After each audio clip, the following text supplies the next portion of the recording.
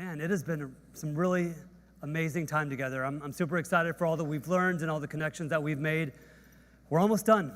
I know that a lot of you are definitely excited about this next session, and then we'll have our closing remarks. But for now, I'm going to introduce our panelists, and I have one quick announcement, and then we'll get into it.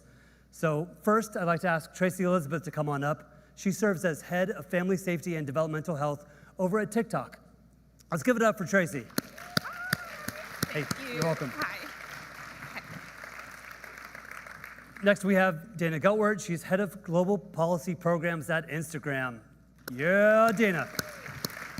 And then finally, we have Viraj Doshi, who's Platform Safety Lead over at Snapchat. Hey. So as I mentioned, I have a quick announcement, and so we'll switch to our next slide because TikTok is asking for applications for their youth council. And so I wanted to throw up a QR code up there. And as we know, and as has been emphasized by so many presenters and sessions, it is essential to not only validate, but also incorporate the voice of youth as we continue our work and try to make a difference when it comes to safety, security, privacy, and all of our other goals. So with that said, please don't hesitate to think about the youth that you shepherd, that you care for, and perhaps they are a great fit to apply to this council. If you have any questions, I'm sure you can also reach out perhaps through that form. And you can talk to me and probably Tracy as well. Sounds great. All right, I'm gonna have a seat and let's get into this. All right, thank you. I'll start by saying that many times when I hang out with adults, educators, youth professionals, they have a very one-sided perspective of companies. And that makes me a little bit sad because I've worked with companies for a number of years and I've gotten to know a number of amazing trust and safety professionals who of course care about their jobs, but they also care about people. You know, they care about individuals, they have children, they have nephews, they have nieces, and they're highly involved in doing what they can to truly, truly safeguard these youth on these platforms. So I don't want them to not get a fair shake. I want them to be able to articulate what they're up to, because it is a lot, and it incorporates a multitude of disciplines. You know, I think, of course, about the social sciences. We also think about computer sciences. Then I think about education, I think about the medical profession, and so truly they seek the input in the council of a number of stakeholders in order to make their decisions as it relates to policy, programming, as I mentioned, education, product development, engineering, et cetera. And I love that because as we all know, that's how we can produce the best products and services. So with that, my first question for each is to, again, I'd love for you to introduce yourself again, even though I know it's on the slides, and to just kind of share what a typical day and a typical week is for you. And so Tracy, I'll start with you. Okay, thank you. And thank you so much for being here. This has been a fantastic experience. I'm Dr. Tracy Elizabeth. I'm the Head of Family Safety and Developmental Health at TikTok. A typical day for me at TikTok is, let me put it like this, there is no typical day. And so we really do, I wake up every morning. You took my answer. Really? Because it's so authentic, right? I think it's across the board for tech companies. Yeah. And I just think that we're always ready to learn something new and to take on whatever the day's challenge is. But my team specifically is responsible for designing and enforcing the policies to help keep teens safe on our platform. A little bit of background about me personally is that I started my career as an elementary school teacher, totally fell in love with kids, and in that experience, I actually figured out that there were ways in which we could use media to enrich social, emotional, and academic development in young people. So I ended up going back to graduate school, got a degree from the Harvard Graduate School of Education, shout out to Hugsy, but a degree in prevention science to think about what are our risk outcomes in young people and how can we design policies, products, et cetera, to help predict, prevent, or mitigate those risk outcomes. Went back, got my doctorate, and studied adolescent development with a focus on media. So I've had a really wonderful opportunity to then leverage those skills and knowledge at TikTok, where as many of our colleagues here have talked about, we lean into that evidence-based approach for what do the data say, what our experts say, and every single day is a new day, but we're leaning on what do folks like Samir and others advise and tell us so that we can act in the best interests of young people. And Dana, definitely also share some of your background as well, if you don't mind. Yeah, absolutely. So, hi everyone. I'm Dana Geldwert. I am the head of global policy programs at Instagram. I've been at Instagram for 7 years. So, every day is different, and every day is different for 7 years straight. Never a dull moment. So, definitely keeps you on your toes. But I started my career in the nonprofit space, have always been on the side of young people, looking at youth empowerment, so working on college campus with sexual violence prevention and advocacy around sexual violence prevention, to working at the UN, to looking at adolescent girls' mental health, physical health, access to health services, birth certificates, documentation, and then I found myself at Instagram to figure out how we can best protect young people and their well-being. And I do that in 2 key ways. So similar to Tracy and probably Viraj, I work with leading experts like Samir in child psychology, digital literacy, youth mental health, also leaders from civil society, and I bring them in closer to the products that we are developing to keep young people safe and to also support families and parents. And we do that because we know we don't know everything, and we need to make sure we have our finger on the pulse of the latest research, the latest insights, and a lot of these community partners are working with young people in a more regular, high-touch way than we are at a tech company. So that's one side. And then on the other side is working with that same group of people to develop these really creative, innovative programs that reach young people and parents offline. So how are we working with different groups to make sure we are educating young people on the tools that we're providing? Building them is just one thing. We have to make sure that teens are using them and they're actually hitting and fulfilling their needs. So that can run the gamut. It could mean building a digital literacy badge with the Girl Scouts of America to make sure that more than 30,000 girls have gone through this really intensive digital literacy program to confidently navigate online spaces. It could mean working with the JED Foundation, which is a mental health organization, on a program that's called Pressure to Be Perfect, because we understand some young people may feel pressure to look or act or be a certain way when they show up online. And so we want to help young people check in with their emotions, understand the tools that are available to them to make sure the time they're spending online is meaningful and supportive, and then also know when they need to escalate it to a trusted adult or someone they care about. So it's been a really exciting 7 years. And yeah, every time I'm around other folks across Snapchat and TikTok, I always love learning from the work that they're developing. I love that. Thank you, Dana. And Viraj. Yeah. Hi, everyone. My name's Viraj Doshi, and I'm the platform safety lead at Snapchat. 2 quick things about me. I'm from Raleigh, North Carolina, so for me, it's really exciting that the World Anti-Bullying Forum is here. Just fantastic that it's being hosted in Raleigh and that UNC is participating. I was really excited to hear that when Samir told me. And then 2, I'm 1 month into my current role at Snapchat. So I'm currently in learn mode, but I'm as sure Dana and Tracy can say, you don't get a lot of leeway time when you work in tech. So I'm in learn mode, but it's been a really great experience in this past 1 month because I've gotten to see the different teams internally at Snapchat and how we're working on trust and safety issues.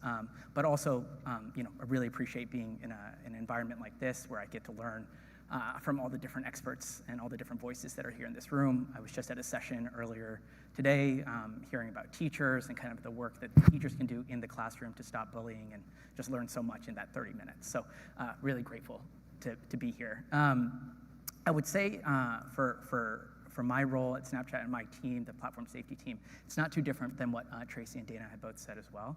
It's always interesting to hear how our work translates to different platforms, because different platforms do different things. But some of the common overlaps would be, 1, we try to raise awareness through programs and campaigns about online safety risks that we're seeing. So we do that through online in-app tools that we can kind of create and own, but we also partner with organizations to run advertising campaigns. So for example, with the Internet Watch Foundation in the UK, we recently ran a campaign called Girls Out Loud, just to kind of targeting teenage girls to make sure that they're educated about the risks of sharing nudes online. What are the consequences of that? How can you spot harassment early on, and what can you do to report that across any platform? So we are really happy to partner with an organization like that. Two, I would say our team really focuses on advising our internal teams on products and policies. So something I'd love to talk about later today in the session is our family center and kind of the tools that are incorporated there and how we develop those tools. And the third, which I personally find the most gratifying, is doing engagement with the voices and the folks in the room here. So educators, parents, teens, researchers, academics, users. We want to hear, our team wants to make sure that we're hearing the feedback and the criticism, the concerns that you guys have about whether you're a user on Snapchat, whether your child's on Snapchat, whether you know a young person who's on Snapchat and you're concerned. We want to make sure that we're an outlet to be able to hear that feedback and then to be able to translate that feedback into policy and product changes internally. And then separate from that, we also want to make sure that we're an education resource. How can we better educate parents who oftentimes aren't on Snapchat? I recognize that a lot of times parents you guys may be on Instagram, maybe on Facebook, maybe on TikTok. Snapchat may not be an app that you're familiar with. So how do we make sure parents understand what Snapchat is, how to use it, what their kids are seeing? And so we're always looking to learn and adapt. And just want to say that we know that these risks are very, very real. They aren't theoretical. They're impacting kids every day. And so it's just really rewarding to be in a room like this, to have a role like the one I have, to be able to learn and iterate with all of you constantly. I love that. Thank you, Viraj. So obviously, World Anti-Bullying Forum, we care about bullying, we care about harassment, we care about other forms of interpersonal abuse. And so this is part of your responsibilities in your own positions. I'd just love to hear, I'll start with you, Tracy. What is your platform doing? And what have they done, let's say, historically? What are they doing currently? And then perhaps, if you're able to share, what do you hope to do short-term and long-term as it relates to these problematic behaviors? Love it. Okay, thank you so much for the question. And it is really nice to be on stage with people who have such shared passions and interests. Okay, well, so we're doing so much. First of all, I want to just say, TikTok is a place that authentically is invested in promoting joy, connecting folks with their community, right? Being a safe space where that safety is psychologically authentic. And so you can read in our community guidelines and also within our policies, we do not tolerate hate, harassment, unkindness, meanness. That's not tolerated on TikTok. And so I just want to make that really clear, and we try to make that clear for our account holders. I'm an academic myself, and so I do really understand how important it is to consult with our external scholars. So we have ongoing conversations, not only with the internal folks who we've hired teachers, right, prevention scientists, clinical psychologists, adolescent developmentists. That's not a word, but it is now. But also we consult heavily with external folks. And one thing that's very important is to recognize that particularly, and I'll focus a lot on youth, right? Teens are my specialty. And what we know is that the lines of #IRL, so real life, and then digital spaces are blurry. And particularly for teens, they don't see that difference as clearly as some of these well-intentioned adults like myself may.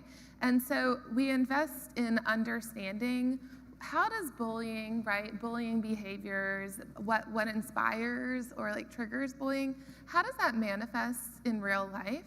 And then how might those behaviors manifest differently in digital spaces like TikTok? And then also we think a lot about, are there differences between the ways in which young people might engage with or respond to bullying behaviors that's different from adults? And that's where my responsibility comes in. So we're thinking deeply about the ways in which we can enhance and fine-tune our policies to be teen-specific as opposed to adult-specific.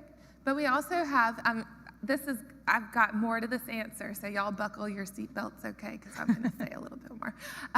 So we also have a bunch of tools, right? So we know that bullying is unique to individuals. And what that means is that there's not necessarily a one-size-fits-all. And that's why we have things like the ability to block or turn off comments completely from a video, Or even more specifically, you could block a specific keyword phrase that's within a comment from your video.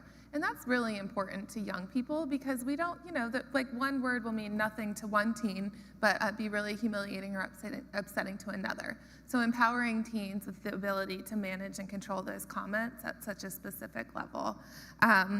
We also have the option to report comments. If you see something or feel something uncomfortable, you can report that, or you can report that the user who may have made that comment, and an investigation will take place to look more into that account.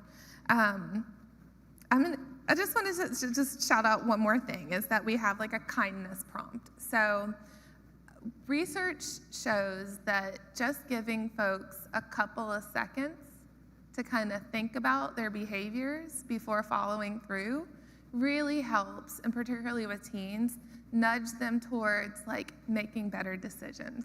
So with our kindness prompt, if you type in something to a comment that we may perceive as potentially mean or unspirited, a menu will pop up that's like, hey, do you want to rethink that and possibly say something different or rephrase? And then we've seen that gives folks just enough opportunity to realize that maybe they might want to reshape their words that are more in the spirit of intent of kindness that we're promoting on the platform.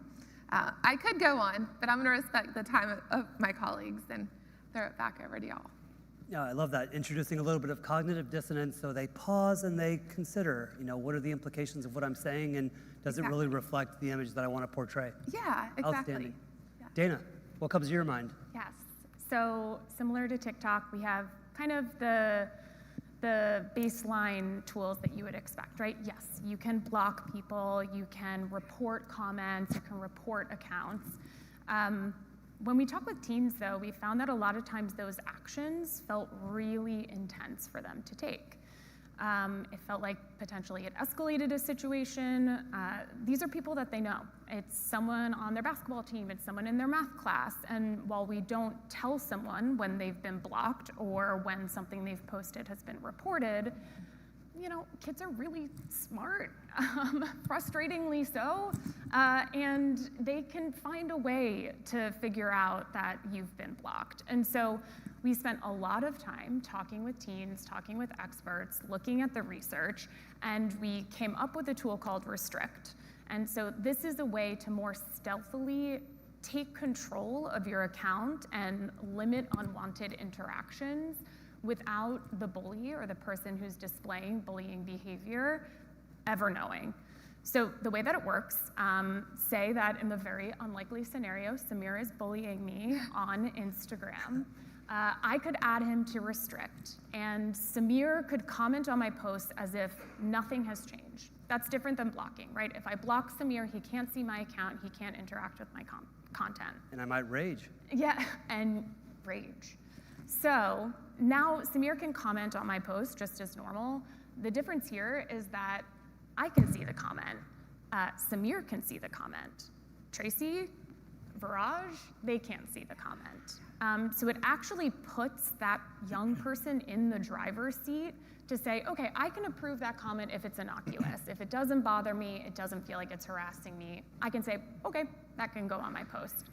Or it just kind of gives you a way to control the situation a little bit more. Also, when I add Samir, this big bully, to Restrict, it means that his DMs to me are put into a different folder, so I don't have to be confronted with some of the content that may be harmful or hurtful to me. And also, he won't see when I've read his comments. So again, or his DMs rather. So again, he can send me a DM and I can read it so I can feel like I'm empowered with all of the information. I know what's going on, but it doesn't give the power back to Samir to know that maybe I've been affected by it and it hurts me. I've never felt like more of a celebrity when I told a local boys and girls clubs about this tool. They like literally cheered and I was like, I'm not the engineers or product designers. Like I did not build this. So that's something that we're doing. And then nudges, as you mentioned, huge. I heard this in some of the presentations yesterday, but we've been trying to figure out how we can nudge users to take a beat, consider what they're saying, and to potentially say something different. So we, for many years, have had a comment warning. So our AI will detect whether you're about to comment something that is similar to other comments that have been reported for bullying and harassment. And originally, the notice was, hey, you've posted something that might go against our community guidelines. And it was effective. It gave people a moment to pause, and some people edited their comments, some people deleted it. But I don't think it's a secret that online interactions, it can be a little bit more difficult to sense empathy. When you're having an in-person conversation, there's tone, there's body language, there's touch, there's posture, and you lose some of that online. And so what we decided to do was to actually make that prompt, that nudge, to talk about the potential harm it might do. So now it says that you are posting something that could be potentially hurtful to someone. And ideally, that's introducing into that commenter's mind the realization that there's someone on the other side of the screen. Because what our research found was that oftentimes people don't know that they're saying something that's cruel. They might think it's funny, and they don't know that it might embarrass the person they're saying it to, or they've just entirely misjudged kind of the impact of those words. Mm-hmm. And so this has been a really good and effective intervention, and we found that within a 1-week period, 50% of people who saw this nudge actually edited their comment to make it more kind, or they deleted it. Yeah, that's outstanding. When I chat sometimes with educators and parents, they say to me, we need the social media platforms to do more. We need them to do more. But then when I press them just a little bit, if they have any good ideas, or if they'd like to share, some sort of thought they had related to that, they can't. My point here is that it's really hard to innovate. And so I appreciate the fact that these 3 companies, they are taking the time to try to figure out new solutions, for example, restrict and these nudges to try to, push people towards positive behaviors, positive choices.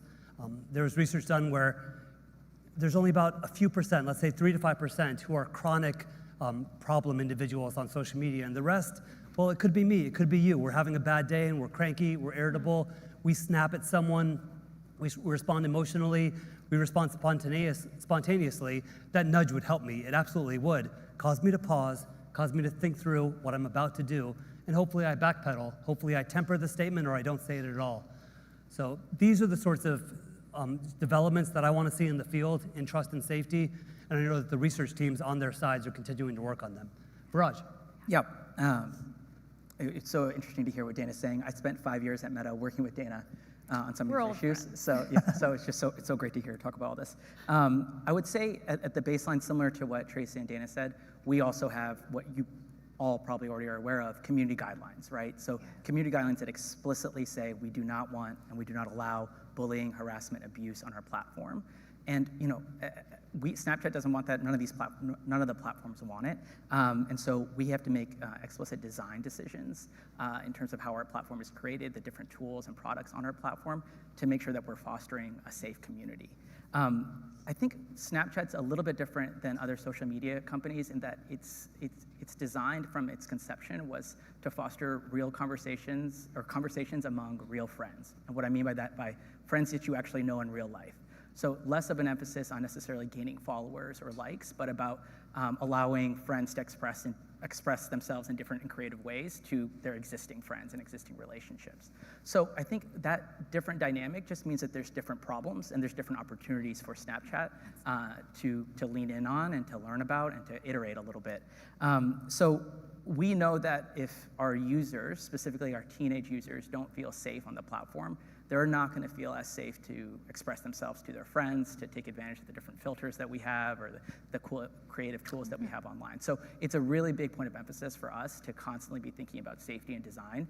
And so we apply and I think this is similar across many platforms, a safety and privacy by design principle, in that we incorporate all of these thoughts and processes and research and the insights that we know from the very beginning of when a product is being designed. So it doesn't come in at the very end. It doesn't come in once we've gotten feedback. It's now baked into the process when our engineering, our product, our policy, our research teams all get together because there's a launch that we want to do. So it's baked in from the beginning and incorporated throughout. And then even after we launch something, what our team is really focused in on is making sure we're taking that feedback that we're getting from users, from surveys, but also just from qualitative conversations that we're having with experts, to making sure that we're making changes.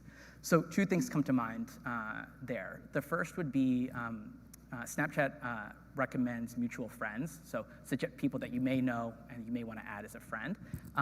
There's a minimum threshold for the amount of mutual friends before we suggest someone.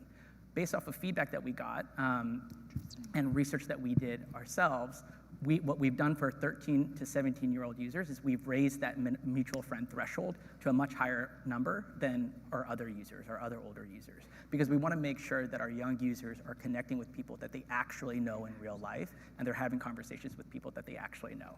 An added layer of protection on top of that is if they actively add someone without our prompt, but we recognize that they don't have any mutual friends on Snapchat or in their phone book, we'll put a prompt saying, hey, making sure that you want to add this person because you don't have any mutual connections with this person. So we're constantly trying to figure out ways that we can also do a little bit the nudges that Dana and Tracy were talking about, just in a different context. The other thing that I'd mention here is just in terms of how Snapchat was designed at its very beginning. It's Snapchat we treat our private, the private one-to-one communication that people have, as people typically think about Snapchat, very differently than the more public spaces which can reach a much wider audience. So that's to say, where there's 2 spaces on, if you have Snapchat and you open it up, there's 2 different surfaces on that Snapchat app called Discover and Spotlight. And so those are kind of more public-facing content, but the difference between that and our more private-facing content is that content is all pre-moderated. It goes through automated reviews. It's oftentimes content from sources that Snapchat has pre-vetted. So we feel much more comfortable about that content reaching a wider audience. And the reason why we put in those controls is we want to make sure that no harmful behavior, no harmful content goes quote-unquote viral. So those are some of the design decisions that can go into how we create the app to kind of help and foster a more safe community. But it's constantly changing, it's constantly iterating, and we're constantly learning from our industry peers as well to see what's worked for other folks and what'll work for our contacts and our users as well. Can I say something unsolicited and off the cuff? Please. Just from hearing all of y'all, the comms guys looking at me like, don't, what are you gonna say? I'm just kidding. So just hearing from all y'all, I think another thing that when we think from a social development perspective, I think is really important is that we are all very heavily invested in how can we protect users or empower those on our platforms to protect themselves, which is critically important. There is this other piece of the puzzle that when I speak with parents, I talk about, which is also just like being mindful of your own behavior and interactions, right? And just like doing what you can. We heard from Tammy at Roblox just a few minutes ago about like civility, but there is this like other layer of our own personal responsibilities to be empathic, loving humans in digital spaces. So I can't remember which, there was a scholar here during this conference who was talking about essentially what I describe as like the culture of cool, or like the capital of like having like a lot of social credibility. And that means that, maybe there's like that cool kid in high school or like an influencer.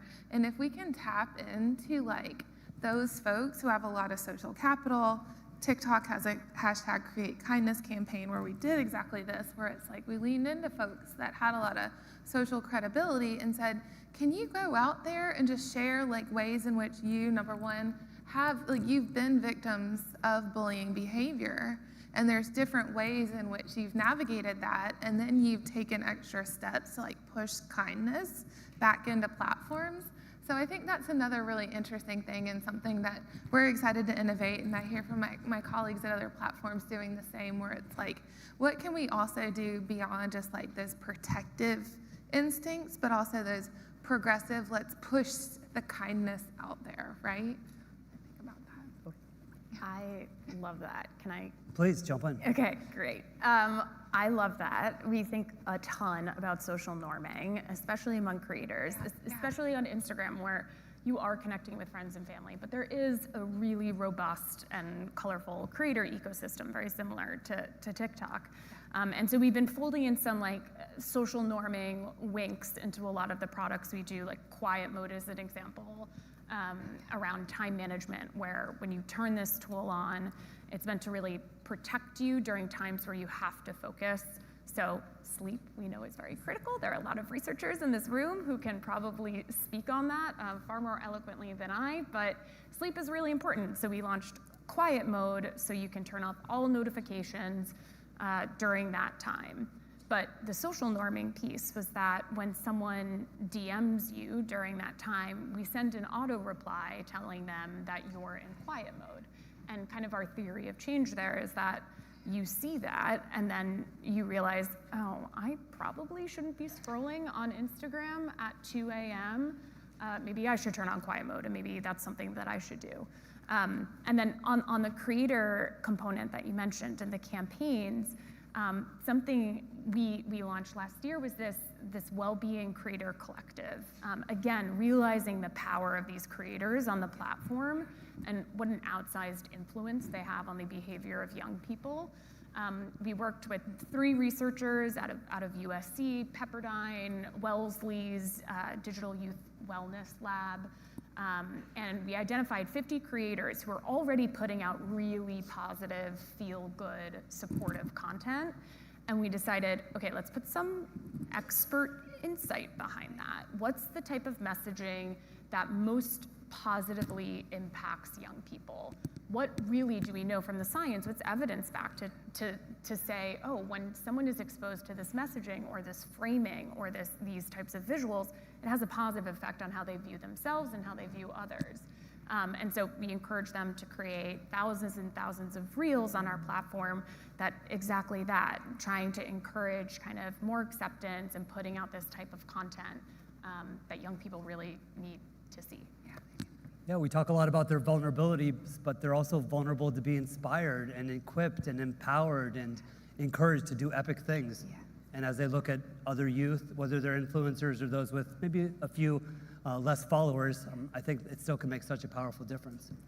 So thinking about your educational campaigns, I want to hear about your safety center, and I want to hear about various methods and mechanisms you have used, some with more success than others, to try to reach different populations. And it could be school nurses and pediatricians, it could be mental health professionals, could be educators and teachers, could even be law enforcement.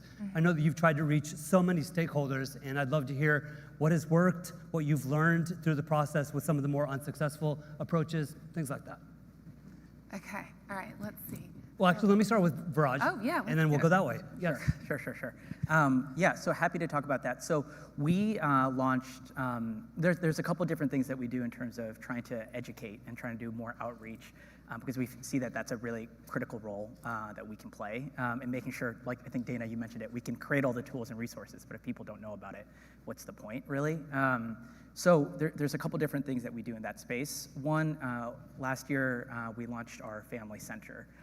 And earlier this year, we launched a slew of new tools and kind of controls for parents to use via the Family Center. And so what our Family Center really is designed for is to spark and kind of inspire conversations for parents to have with their kids in real life about their use of social media. I think I've heard in a lot of research, and I'm sure folks in this room have heard as well, as parents or caregivers who can kind of engage in that conversation, as difficult as it may be, with their kids, typically leads to better outcomes for both sides, both in terms of feeling comfortable of understanding what your kids are doing online, and kids knowing that they can trust their parents to go to them when they want to report something if something bad has happened. And so for us, our Family Center is really designed, again, based off of research and what we found from the broader community is how can we give parents the tools and the education that they need. I think parents are in a tough spot, educators are in a tough spot, caregivers are in a tough spot. There's so many different platforms. Kids are using all of them very fluidly, scrolling through 7 different apps. And so parents are in a tough choice of you have to understand how do you use all these different platforms. And so one thing that we've tried to do is make it as simple as possible in the Family Center. So a couple things that we've done recently is parents can now see if they connect with their kids on Snapchat, they can see who their kids' friends are on Snapchat. They can see who they've messaged, They can't see the content of the message because we think it's really important to keep a balance of our teens' privacy and autonomy as well, but they can see who they've been messaging. They can report things if they see something that they think is awry, and they can place some content controls on some of the more public-facing material that I was discussing in our Discover and Spotlight platforms. So they can kind of control the experience that their teenagers may have on Snapchat and to some degree. A key element of that, though, that we found is that and it's an important distinction that we made here when we launched Family Center, was we wanted to make sure teens could see what their parents could see on Family Center, because we wanted to make sure everyone was on the same page, again, just to kind of foster that trust, to encourage that conversation to happen in real life, and for everyone to be on the same page so that we can have better outcomes at the end. And then something that what Tracy and Dana were both saying in terms of like in-app education, right? So, while Family Center is really targeting parents and caregivers, we want to make sure that we're targeting the teens where they actually are, which is on these apps, on Snapchat. And so we have 2 dedicated channels in our discovery platform, one called Here For You, one called Snapshot Safety, both of which kind of provide resources for teens who are experiencing maybe some stress, some mental problems, bullying problems, harassment problems, depending on kind of what they're searching. They can go to these resources that exist on the app, and what we found to be most helpful is making sure that the content that's there isn't necessarily content of a research paper or anything like that that we found that informed the design, but it's actually, if it's not a creator, it's another teenager talking about how they use Snapchat, how they take breaks, how they could spot bad behavior and what they did about it, how they found reporting tools to be useful or not useful. So there's one that I used earlier today that reminded me of Take a Break on Instagram. It was on our Here For You page of just a meditation break. And it was just like really calm music for 20 seconds, and I used it, and it was amazing. And so there's always things like that we're trying to put on the platform to make sure that we're reaching the users while they're using the app, depending on kind of what they're searching for and how they're using the app as well. Bite-sized portions. Yeah. Perfect. Dana. Well, just listening to all of the tools, I can see why it's overwhelming for parents. There is a lot, and even as educators, principals in the rooms, teachers, community leaders, there's so much. And so I think that's something that's really heartening, but probably something that can also feel very intense and overwhelming for parents, and figuring out how to ease some of that burden for a lot of parents, I'm sure is really top of mind. We also have a family center where we have a lot of expert resources. We talk about all of these tools. We talk about kind of the context that surrounds them, because just lobbing a tool at a young person during a moment of crisis is probably not going to be really effective. So trying to figure out how we can support parents as they sit down with their teens and have these really collaborative, non-judgmental, supportive conversations is something we're really focused on. We've done some research, and we tried to figure out, who do parents listen to? Shocker, it might not be us. It might not be Instagram or TikTok or Snap. And so we've been working with a lot of parenting creators who have a lot of credibility, a lot of reach among other parents. And we're trying to do sort of like a train the trainer model, where we work with these parents, we tell them about these tools so they can help tell other parents, so that they can then understand how they can better support their teen whenever there's kind of an uncomfortable situation or their teen comes to them with something they want to talk about. How many of you who are parents follow a parent influencer, and you've learned various things about maybe dealing with discipline or encouraging the pursuit of education or anything like that? I know I definitely follow a few. Everyone with their hands up, I'm going to come to you after and figure out the handle and who it is. The best of the best. Because I want to work with them. And Tracy. Okay, yes. So first of all, as a mother myself with a young girl, well, my daughter's 8, and she's using all sorts of different apps, right? And one thing that I make myself do, even though it can be frustrating and sometimes like very challenging, is I use all the apps that she uses. So just like you were saying before, yes, absolutely. I think as a parent, you can be really overwhelmed by these tools, there's these guides, right? They're all really important bits of information and resources that can be helpful. However, the most effective way to make those resources actually make sense is to jump in and use those platforms yourself. What I tell my friend parents is like, know the rules and use the tools. So if you don't have a TikTok account and you're worried about what your teen is doing on TikTok, I really recommend you set up a TikTok account and get to know TikTok and everything that's all about and understand the safety features. But I do want to directly answer that original question. So what have we done and what are we doing? We have a safety center, and within the safety center, we have a Guardian's Guide.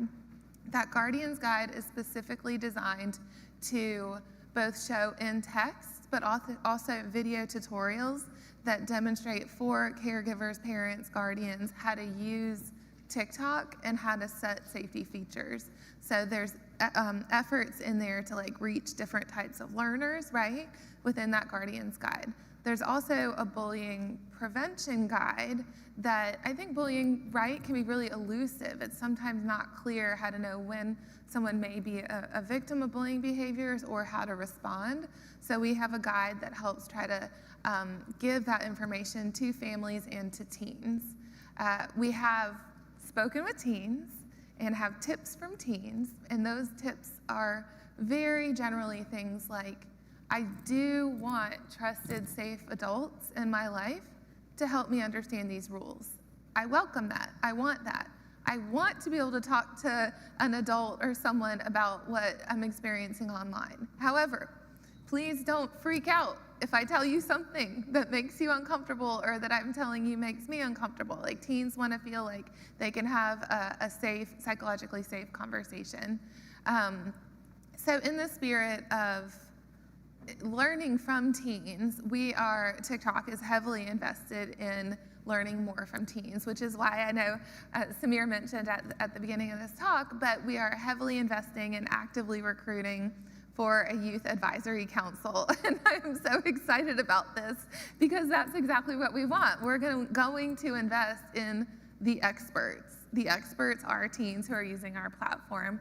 And I think the ways in which they can really get immersive with us and advise on like what authentically works for them or how they'd like or recommend that we adjust either policies or products, we're going to be very actively listening as thought partners. That's perfect. When I talk to parents, honestly, they recoil when I suggest that they should co-use the app in order to get more familiar with it. Yeah. And to be honest, I can understand that. They're very busy and they're like, dear heavens, I just don't have the time or the margin or the energy to learn this. And plus, I think that it's kind of, I don't know, not so productive, isn't really helping them level up when it comes to their academics. And so my next question for you is, if someone comes to you with negative sentiments about your platform, can you share with them or can you share with this audience any specific stories about the positive use? Yeah. Whether you've seen youth do epic things in this direction, whether it's education or social justice or anything like that using your platforms. Maybe some stories come to your mind. Raj, anything that comes to your mind in terms of Snap? And let me give you a couple more seconds. When people might think of Snap or Instagram or TikTok, they might focus only on, okay, it's meeting entertainment needs and it's meeting social needs. And yes, of course, we have those needs, but there's so many other needs that a child and a teenager needs to meet, and feels like if they're only on those apps, then that's not really accomplishing what we're trying to do as we develop them and we raise them. But what I'm trying to convey here is that's not true. There's a lot of benefits, academic, educational, social, et cetera. Yeah, totally. I think a couple things come to mind there. One, I think what we've seen through our research and also just kind of how teens have been using our platforms is they want the tools to be able to spot this behavior, but they also are the best kind of ambassadors to kind of step in if they see their friend, someone that they know, going through something. You know, oftentimes, I mean, this reflects real life, right? Sometimes a parent stepping in isn't always the best thing. Sometimes a friend stepping in can be the most impactful thing. So we've seen some really kind of great research and kind of great practical use of how different teens are using the same tools that we've all kind of discussed today to step in and to use their voice to kind of step in for their friend, and to kind of say, hey, are you okay? You don't seem, something seems a little bit off. There's different like resources that we've seen them kind of create organically, through their stories or kind of through their snaps, so that we've kind of leveraged content from to say, hey, this makes a ton of sense. Maybe this makes sense for us to put to a larger audience via those two more public platforms. So I think what we're always really fascinated by is hearing from our teenage users about how they're using the platforms, because oftentimes they're using it in much more innovative ways than we could ever think about. But specifically in the context of safety, we know that friend-to-friend kind of conversations can be the most impactful in addressing some of bullying, harassment, anything that our teenagers are facing. And so it's always really inspiring to hear how we can leverage those stories and kind of the off-the-cuff things that they're doing, and how we can kind of implement that into our tooling systems itself. So you use Spotlight and you use Discover to kind of showcase awesome moments when youth are creating content that could possibly be beneficial and inspirational to the wider community. Yeah, definitely. So like in our, there's a channel called Here For You. So again, like Samir was saying, it's bite-sized content. Again, a lot of times we're leveraging regular teenagers' voices of how they use these things. And then our more curated one, which Snapchat owns, is called Safety Snapshot. And so for that one, we create the content, but we learn and we listen to a lot of what teenagers are saying that they need, and then we create that content itself. Just this past week, we created and uploaded a bunch of content around how to spot sexual harassment early on. How can you spot grooming early on? What are those things in the first place? So we think it's important to kind of make sure that we're educating all of our users about that, but in an appropriate way and in a way that they can actually digest, which oftentimes is bite-sized and oftentimes in the voice of their peers. And they might be getting that from each of you, from educators, from professionals, from parents, but the fact that they're on their app and it's captive audience, absolutely need to feed them that way too. Yep. Dana. Well, this question is exactly why I started working at Instagram. I had been using technology to mobilize young people and social media to mobilize young people to make change within their governments, within their communities, and I saw how effective it was for community building. And now I'm here and I work on safety and youth well-being and all these things where we're trying to clear some of these uncomfortable or negative experiences so we can protect kind of the beauty and the color and the vibrancy of some of those other connections and community building experiences.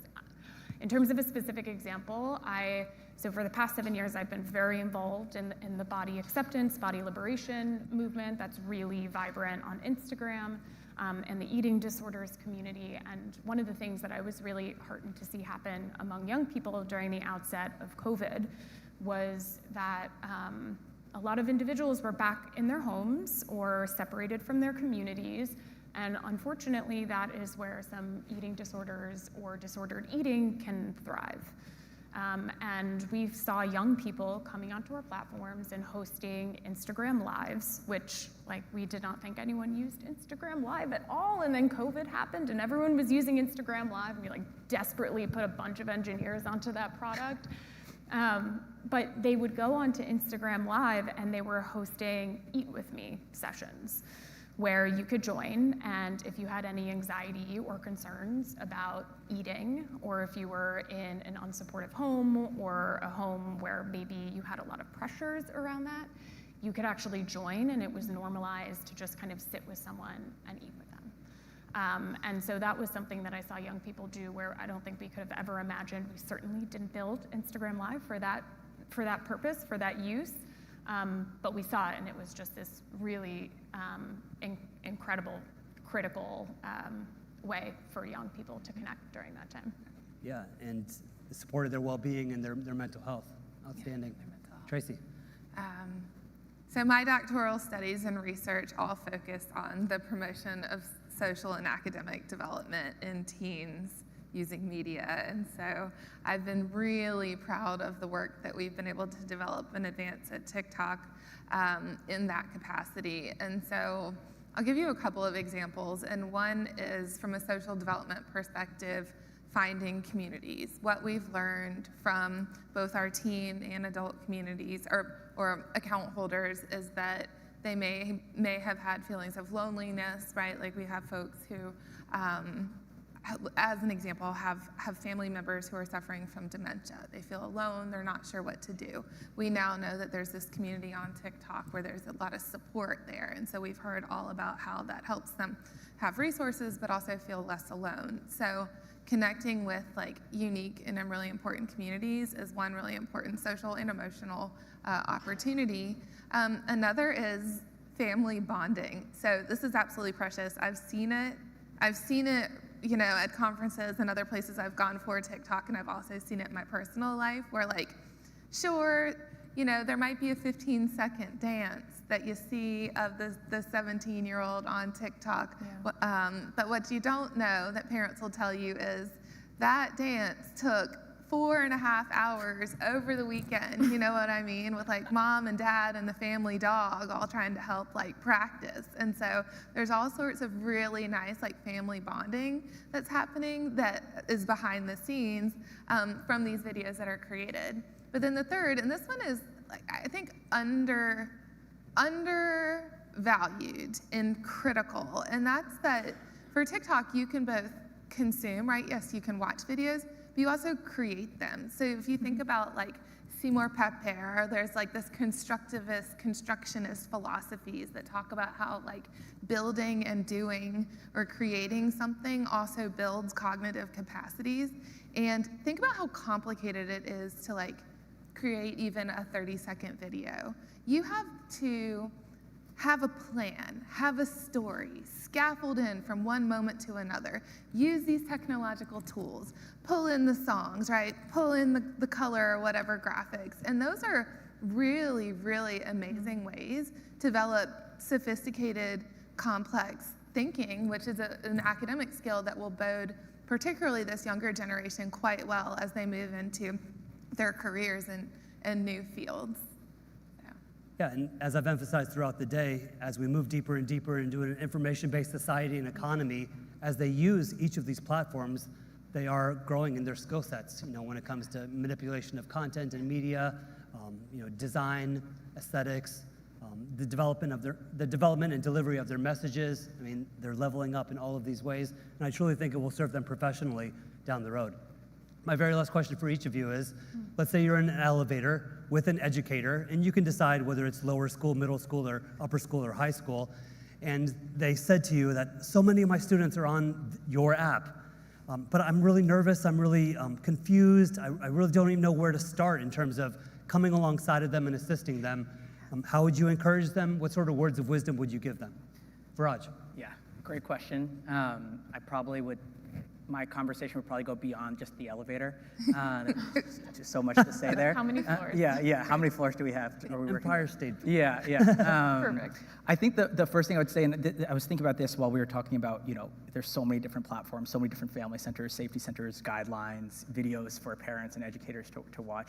I think the thing to note here is, you know, companies, and I can say, I just came from Meta, but I can just say on Snapchat, I'm sure for TikTok as well, you know, there's a lot of proactive measures that these companies are taking as well. So for Snapchat, for example, there are engineering teams that are working on proactive measures to take down content proactively. So we're not dependent on reactive reports. We're not dependent on users reporting bullying material or certain content guideline offensive material.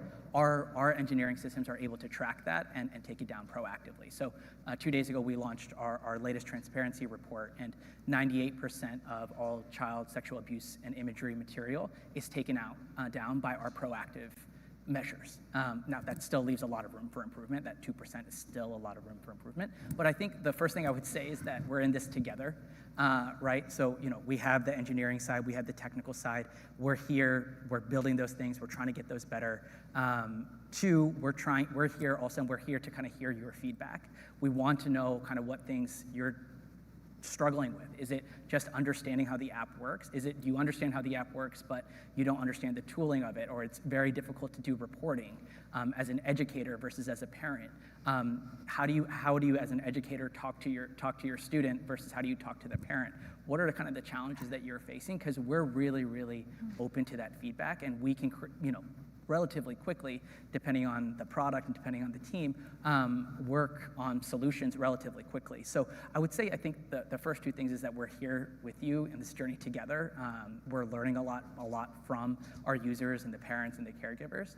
And the second thing, and I would just echo what Tracy said, if you have the ability, not to necessarily get so an expert on Snapchat or use it all day, but just download it, just get familiar with it so that when you talk to your student, when you talk to your own child, you can use some of the same language, whether it's Snap, whether it's a Reel, whatever it is, you're able to kind of speak in that language, because I think that also, just generally speaking, fosters trust, and you can have those better conversations about concerns that your students or that your kids are facing. So I think generally speaking, that's what I would say.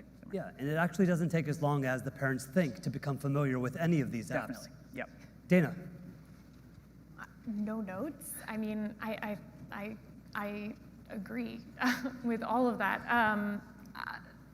I think if we were so lucky to be invited to the next World Anti-Bullying Forum, I think we would probably have entirely different things to talk to you about, and that is because kids and teens are constantly changing. The way that they show up online is constantly changing, and so it is on us to constantly be adapting to that. Yeah. So we welcome the feedback.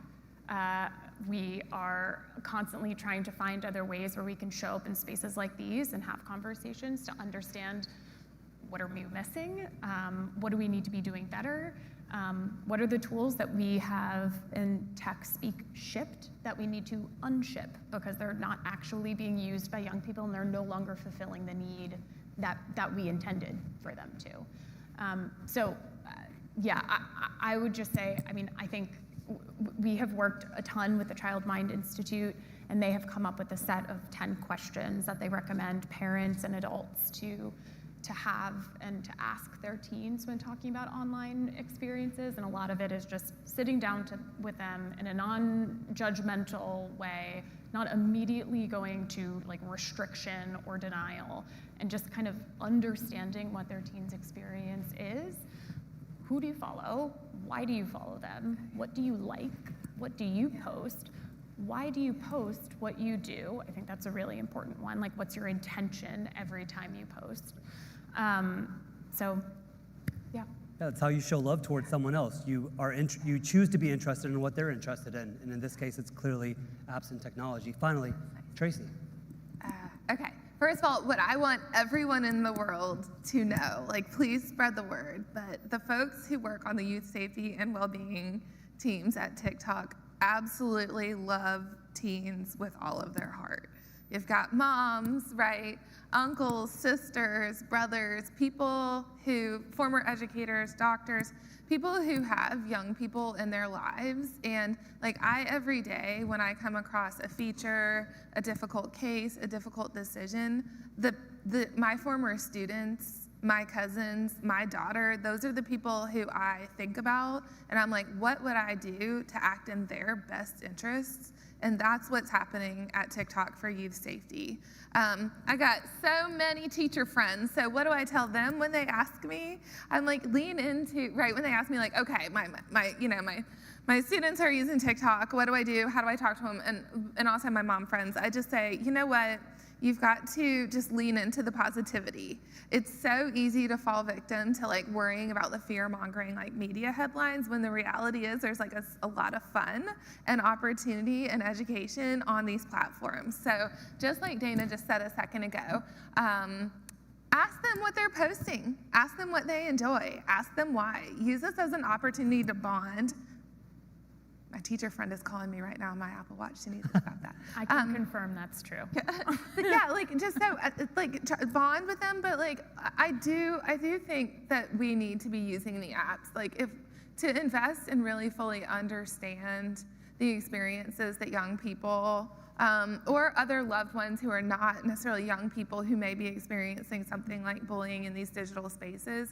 In order to understand, it is helpful to have some familiarity with that platform, but I would use the entry point opportunities to learn from what do you love about it? And you'll probably figure out that the conversation will end with laughter and joy and curiosity and a lot of positivity. Outstanding. So yes, fun, but also opportunity, and as Tracy said, education. Yes. We hope you enjoyed this panel. I'd like you to please give it up for each of them, Tracy, Dana, and Viraj. Thank you. Thank you. Thanks, man. You're welcome.